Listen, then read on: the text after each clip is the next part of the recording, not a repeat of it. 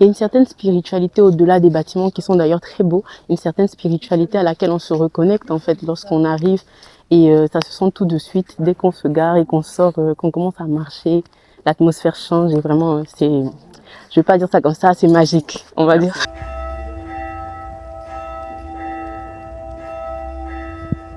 Chaque jour, des dizaines de personnes défilent ici. Certains viennent pour se retrouver avec eux-mêmes, d'autres encore pour se ressourcer. Et il y en a certains qui viennent ici pour pouvoir prier, mais aussi et surtout découvrir l'architecture et la verdure de ce bel endroit. Bienvenue au monastère de Dagny, Djogbegan.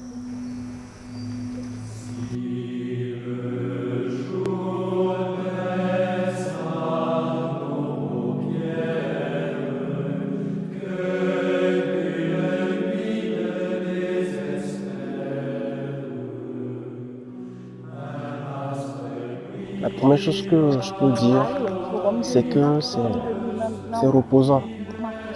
Lorsque tu arrives et que tu te mets vraiment en posture pour voilà, accueillir, tu sens la présence, tu te sens à l'aise et tu arrives à oublier tout ce qui se passe autour.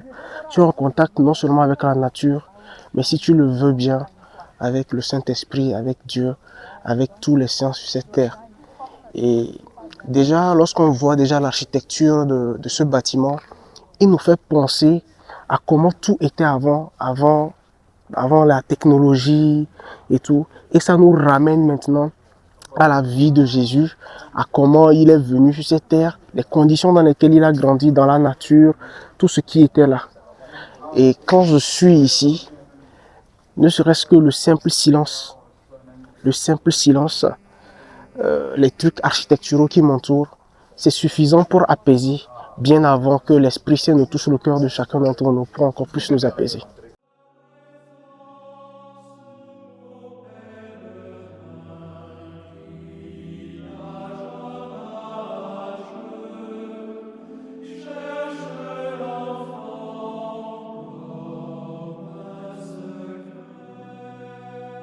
Personnellement, c'est la paix et cette sensation de pouvoir trouver du calme, vraiment une certaine sécurité en fait, un moment de se reconnecter avec Dieu, je vais dire ça comme ça, et un moment pour aussi, je sais pas, partager en famille, se rendre compte qu'en fait il y a beaucoup plus que ce qu'on connaît dans la ville et tout.